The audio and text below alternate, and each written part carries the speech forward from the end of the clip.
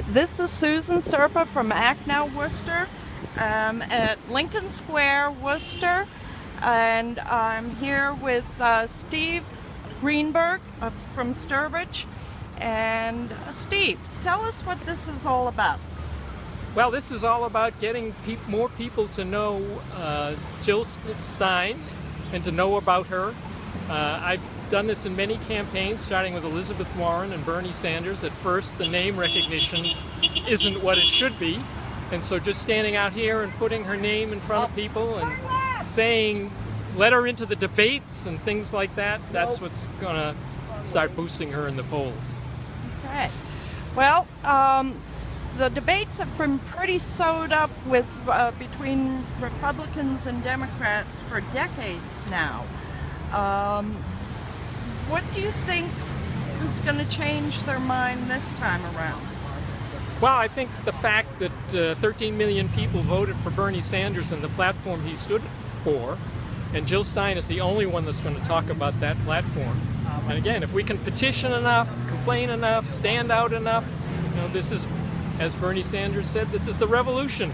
It's about us, not about him. So now Jill Stein is going to be our leader for this revolution. Well, do you think that there are Bernie Sanders supporters, former Bernie Sanders supporters, who are going to heed his call to support Hillary?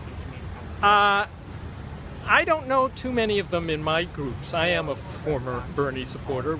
I was with the group We Want Bernie Worcester, and now they are trying to figure out what to do next, and I'm not waiting. I'm out here campaigning for Jill Stein. Okay. And I've unenrolled from the Democratic Party. I've resigned from the Sturbridge Democratic Town Committee, and I am not going to back Hillary, no matter what. Okay. Do you think that there's going to be a coordinated effort that this type of standout is going to grow and make a difference?